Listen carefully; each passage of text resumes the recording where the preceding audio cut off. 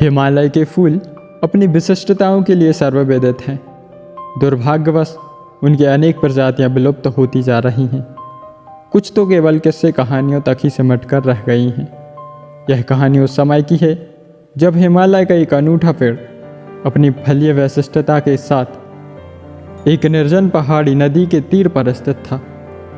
उसके फूल थाईलैंड के कुरियन से भी बड़े, चेरी से भी अधिक रसीले और आम से भी अधिक मीठे होते थे। उनकी आकृति और सुगंध भी मन को मोह लेने वाली थी। उस पेड़ पर बानरों का एक झुंड रहता था। वह झुंड बड़ी ही स्वच्छंदता से उन फूलों का रसास्वादन कर उपभोग करता था। उन वानरों का एक राजा भी था।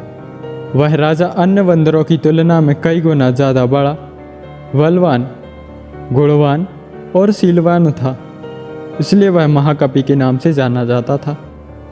अपनी दूरदृष्टि सोच के कारण उसने समस्त वानरों को सचेत कर रखा था कि उस वृक्ष का कोई भी फल उन टहनियों पर न छोड़ा जाए जिनके नीचे नदी बहती हो। उसके अनुगामी वानरों ने भी उसकी बातों को पूरा महत्व दिया, क्योंकि अगर कोई फल नदी में गिरकर बह गया और वह मनुष्य को प्राप्त हो जाता तो उसका परिणाम वानरों के लिए अत्यंत भयंकर हो सकता था। एक दिन दुर्भाग्यवश उस पेड़ का एक फल पत्तों के बीचों बीच पककर टहनी से टूटकर उस नदी में बह गया।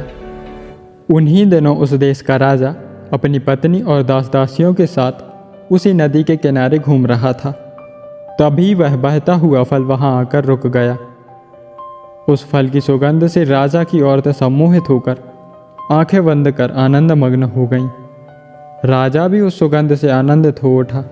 शीघ्र ही उसने अपने आदमी उस सुगंध के स्रोत के पीछे दौड़ाए। राजा के आदमी तत्काल उस फल को नदी के तीर पर प्राप्त करके पल भर में राजा के सम्मुख ले आए। फल का परीक्षण कराया गया तो पता चला कि वह एक विषहीन फल था। राजा ने जब उस फल का स्वाद लिया तो उसके हृदय में वैसे फलों तथा उसके वृक्ष को प्राप्त करने की तीव्र लालसा जागी। क्षण भर में सिपाहियों ने वैसे ही फलों को ढूंढ निकाला, किंतु वानरों की उपस्थिति उन्हें वहां रास नहीं आई। तत्काल उन्होंने तीरों से वानरों को मारना प्रारंभ कर दिया।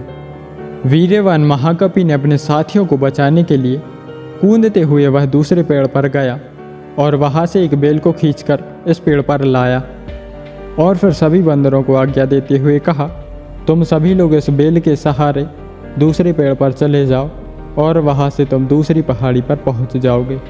सभी वानरों को उसने चालाकी पूर्वक बचा लिया और दूसरे नए ठिकाने पर पहुंचा दिया। इस तरह उसने अपने राजा का कर्तव्य ईमानदारी और कौशल पूर्वक निभाया। राजा ने महाकपि के त्याग को बड़े गौर से देखा और सराहा। उसने अपने सैनिकों को महाकपि को जिंदा पकड़कर लाने की आज्ञा दी। उस समय महाकपि की हालत अत्यंत गंभीर थी।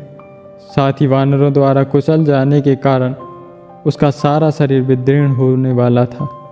राजा ने उसके उपचार की सारी व्यवस्था करवाई और फिर उस बंदर की जान बचा ली। दोस्तों, आप लोगों को यह कहानी कैसी लगी और आपने इस कहानी से क्या सीखा, कमेंट करके ज़रूर बताना। और इसी तरह की कहानियाँ सुनने के लिए वीडियो को लाइक करें, शेयर करें और चैनल को सब्सक्राइब करें। मिलते हैं अगली वीडियो में एक और नई मज़ेदार कहानी के साथ। धन्यवाद।